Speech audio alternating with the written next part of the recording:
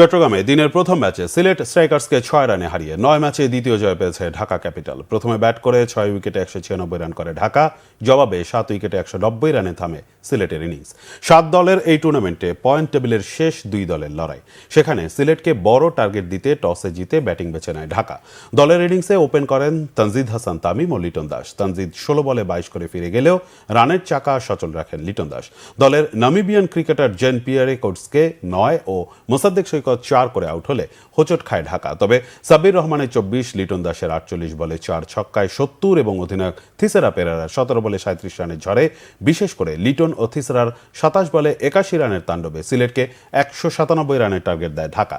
জবাব দিতে নেমে জর্জ মুন্সের 3 রানে মোসাদ্দেকের বোলিংয়ে বোল্ড হলে বড় ধাক্কা খায় সিলেট। এরপর জাকির হাসান 8 করে মোস্তাফিজের শিকার হলেও রনি তালুকদার ও অ্যারন জোন্সের ব্যাটিংয়ে টার্গেটে পেছনে ভালোই ছুটছিল সিলেট, কিন্তু রনি 68 ও জোন্স 36 করে আউট হলে আবারও হোঁচট খায় সিলেট।